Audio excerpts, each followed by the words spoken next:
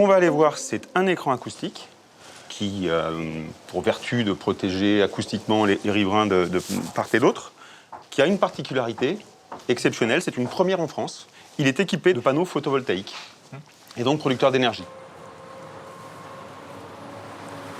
Donc on est sur le site des écrans. Donc vous avez effectivement l'autoroute A10 d'un côté et de ce côté-ci, vous avez donc Saint-Pierre-des-Corps avec les premières habitations.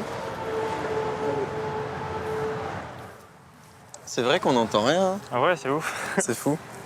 Ce sont des écrans qui font 2,50 m de haut. Et puis après, vous avez effectivement un panneau photovoltaïque. Alors les panneaux, c'est des panneaux à peu près standards. Donc ils font 1,60 m de long, 1 mètre de haut ou de large. Et on en a deux. Donc Okay. ça va faire là 2 mètres de largeur. D'accord. Vous pouvez recharger de nombreuses voitures électriques avec ce genre d'installation ou éclairer les routes avec. Alors l'idée c'est bien ça. Hein. Ouais. Mais ce que je voulais arriver à montrer à travers un dispositif comme ça, c'est qu'on est intégré au réseau urbain. Qu'est-ce qui est important aujourd'hui pour décarboner une infrastructure routière?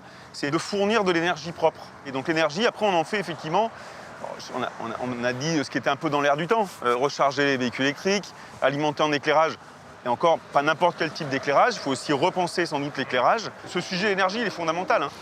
À l'intérieur du boîtier, on met par défaut une connexion Internet via la 4G.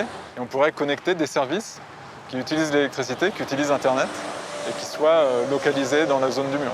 Est-ce que vous pensez éventuellement qu'un des objectifs du coup, de cette autoroute à bas carbone serait d'un jour de créer des aires d'autoroute, par exemple autonomes en énergie ou des choses comme ça? La technologie existe, l'envie existe. Je dirais que maintenant, il faut y aller. Si effectivement on se rend compte qu'on a une bonne production d'énergie, on installera le dispositif ailleurs. Pour l'instant, on a besoin de faire un test, de voir l'efficacité, de voir comment ça fonctionne. C'est une autoroute, un écran comme ça a de multiples fonctions. Il faut penser demain.